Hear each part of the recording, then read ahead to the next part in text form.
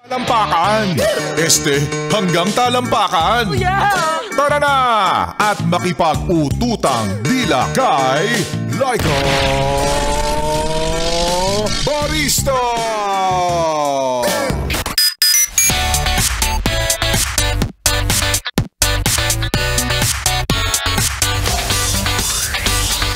Barista pa rin, yes, pre, ng iyong kasama, kachismisan, kakwentuhan at kaututang dila rin hanggang sa mga oras po na ito. At patuloy ka pa rin nakikinig dito pa rin sa iyong paboritong solid na kabanding, ang 101.1 Yes FM.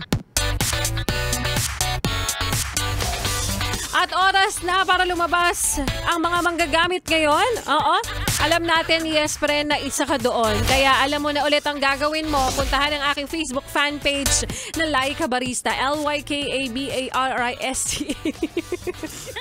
Para sa inyo mga pa-shoutout, pasigaw, parinig, o kaya naman meron ka lang bang gustong patamaan sa himpapawid. Sige na. Go girl. Gamitin mo na ako. Total naman. Manggagamit ka?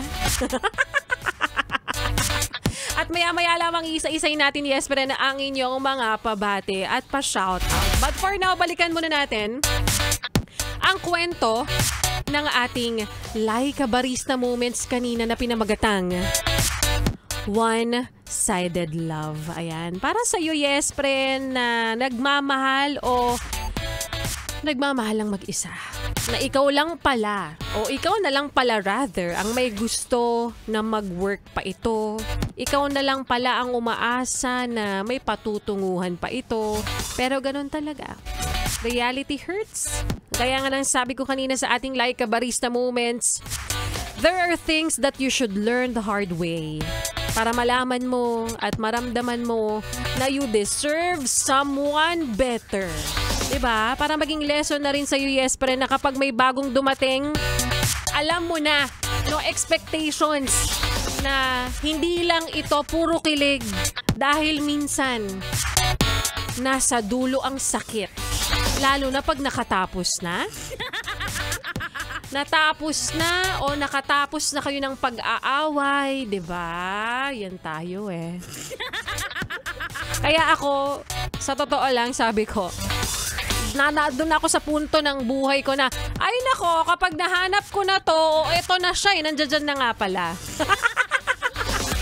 Kapag may dumating, sabi ko ng mga panahong hindi ko pa nakikita si The One, kasi ngayon nakita ko na.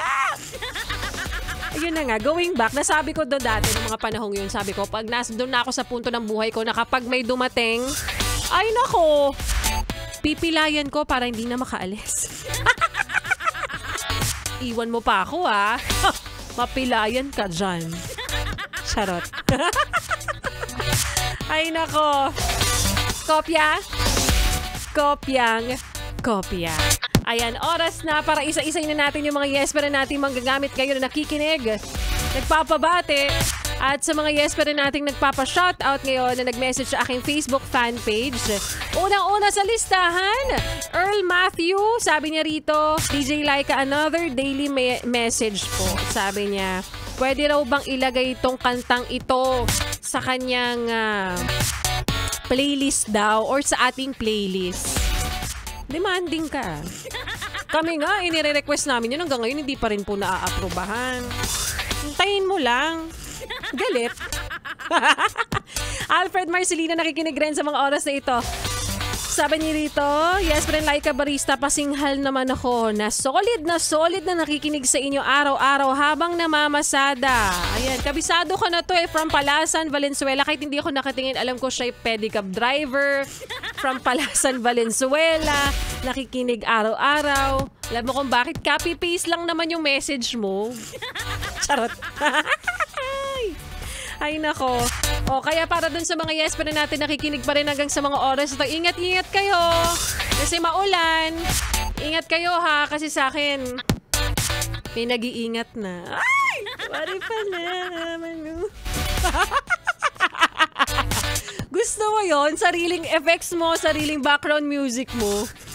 Bakit ba? One man prod. O ilan pa sa mga yes pa rin natin nakikinig ngayon? Patuloy na nakatutok sa solid na solid. Si Mai Buela, sabi niya na to, hi, Pretty Laika Barista. Pa-shoutout naman kami dito sa VKS Footwear. Always nakikinig. Yes, friend. 101.1. Thank you for always listening. VKS Footwear. Masarap ba yan sa paa? Di ako naniniwala. Ah? Talaga? Pasample muna. Oportunista yan. Kanina may nag-message sa akin dito. Sobrang natouch ako eh. Teka, hanapin ko lang may nag-message dito kanina. Sabi niya, nakikinig daw talaga siya kasi... Nasaan na ba yun? Maghintay lang kayo. Wait lang. Naiinis ako. Hindi ko makita. Ganda pa naman ang mensahe niya sa akin. But anyways, bukas ko na lang isa-isahin pa. Ay, ito na! Ito niya, sabi niya, hi po, Laika Barista. Ikaw po ang dahilan kung bakit araw-araw ko nakatune in at ang Extreme Colors. Pa-shoutout naman sa mga kasama ko. Sila Rodel, Kelly, Noel, si Dodong, si Dennis, si Pearl, Beth, at sa bossing namin ni si Boss Edmond mula po dito sa Santa Maria, Bulacan. Happy listening po sa inyong lahat. Maraming salamat for making us consistent number 2 sa puso nyo. Sana totohanin naman natin to. Baka naman pwede nyong sobrahan ng kaunti oh. Gawin nyo na kaming uno sa puso nyo. Anyways, kopya. Kopya. O siya, maraming salamat po sa lahat ng mga yes friend natin na nakikinig. At walang lipatan talaga ang kanilang radyo. Nakatutok palagi sa 101.1 Yes FM. At bukas ulit, araw po ng Wednesday, magsama-sama tayo sa ayaw mo man o sa gusto. Same time, same frequency, and same station. Pero syempre, hindi matatapos ang entertainment na ibibigay namin sa inyo dahil susunod pa ang programa ni Ganda Wanda.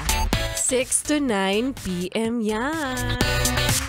At ituloy pa natin, yes, friend, ang pakikinig mo sa mga kantahan natin. Ngayong hapon na paggabi na rin habang ikaw ay bumper to bumper na naman ng eksena sa kalsada. Kasama at karamay ang susunod na kanta na para sa iyo nagpapaalala na makinig sa iyong nanay para hindi ka dyan umaaray.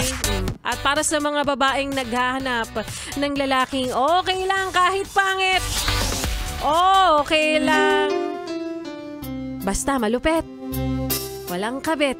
At higit sa lahat, makapal ang wallet. Kaya naman here's Kabit.